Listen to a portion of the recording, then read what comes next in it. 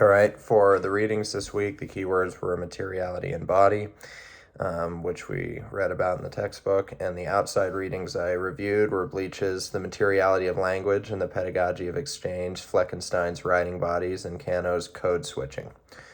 And I'll go through all those and how they relate and don't relate to each other. And yeah. All right, I think it's important to start with defining the two keywords, materiality and body.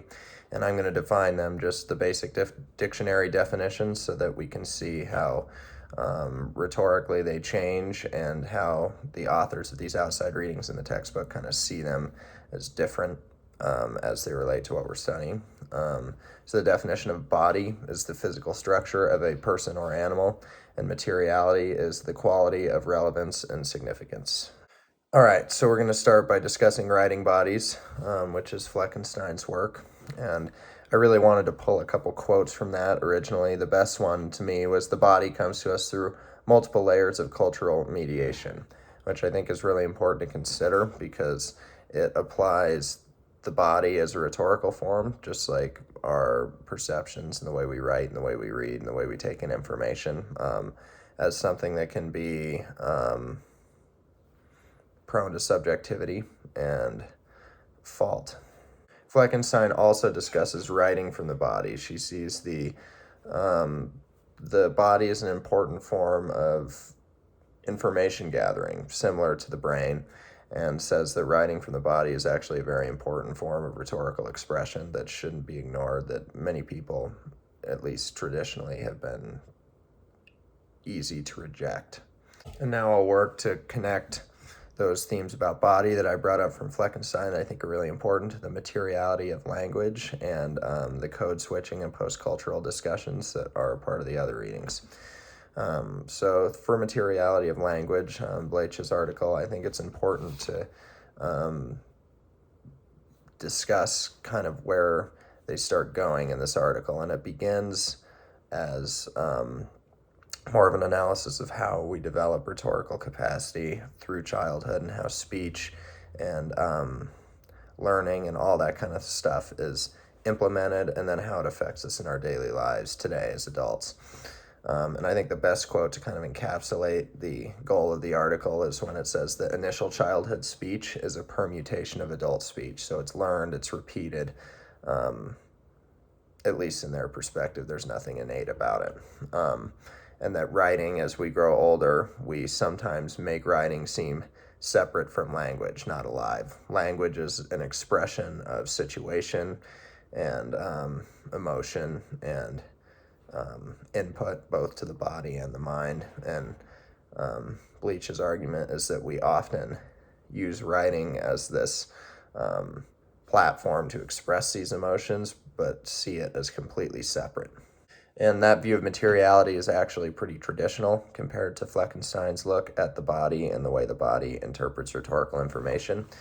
Bleach's materiality sees the brain as something above the body. It sees the body as an instinctual animal, something that Bleich actually warned against in her Writing Bodies article, which transitions us into post-culturalism, which is kind of a more recent form of thought in terms of rhetorical analysis and kind of works to combine and still further separate Fleckenstein's idea of the body and Bleach's idea of materiality and how rhetoric is interpreted. So now we're going to look at post-culturalism, the two most important terms in this concept being dispossession and repossession. And Geraldine Finn looks at the dispossession of bodies as making them dead and irrelevant. She sees it as a viewing of the body as an innate animal, something separate from the mind, something not important in taking rhetorical information. Repossession is a permeable materiality in which your mind and body are together. So it's a combination of the concepts of materiality and body.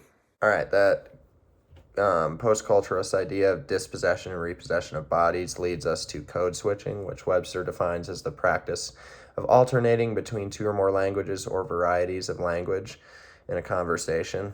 So in this materiality and body discussion, I think code switching is most applicable to the idea that the mind and the body are equally prevalent in their rhetorical collection of information. So I would say definitely as we move through the post-culturalist perspective and the code-switching perspective, Fleckenstein's article about the body seems much more progressive than Bleich's article about the materiality of language. One can argue that Bleich is trying to paint a picture for how we develop language skills versus how we innately interpret information, but there is definitely that traditional view in his work of the mind as being separate from the body as being this innate animal, and this is the viewpoint that Fleckenstein is really trying to go against here with her combination of the body and mind, the repossession of the body and mind, and the combination of materiality and body. And that's something that Geraldine Finn supported as well. All right, the first discussion question I formulated was, how do cultural interpretations of our own bodies affect the way we engage with daily rhetoric? And I found this important because of the discussion of repossession and dispossession and whether or not each of those was correct or incorrect. And I tend to lean towards Fleckenstein's viewpoint that interpretations of the body, how we view ourselves culturally and how we view ourselves physically, has a much larger impact on our cognition than we generally think. All right, my second discussion question is, at what stage does body awareness begin to impact learned materiality of rhetoric? And this is a question I didn't really have an answer for, but put on here because I was very interested in the concept. It kind of combines Bleich's materiality with Fleckenstein's bodies article. And what I was thinking when I wrote this was that Fleckenstein sees infant and childhood progression as a permutation of adult behavior. So at what stage does our cultural interpretations of ourselves, of our physical bodies, combine with our own interpretations, our own rhetorical analysis of the world around us to affect these things that we've learned as we've grown up? My third discussion question is recognition of materiality in body essential or detrimental for body repossession? And I would argue with Fleckenstein that it is essential to recognize the difference between materiality and body in subject in order to understand repossession and that more post-cultural viewpoint. And I think it's important because our cultural interpretations of our own bodies and of our own minds as being separate is so innately learned that if we don't recognize this, then it's impossible to really connect the two in a form of repossession. All right, my final discussion question is, how does writing pedagogy influence a dispossessed materiality? In essence, how does writing, or as Bleich said, writing that makes writing seem separate from language, non-emotional, non-experiential, just simply recording, how does that lead to dispossession, or the separation of your mind from your body in rhetorical analysis?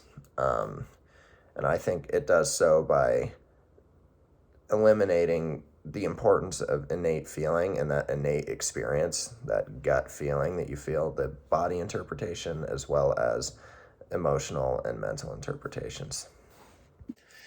Thank you very much for listening to my discussion about the keywords materiality and body and the outside readings that went with it. Have a good weekend.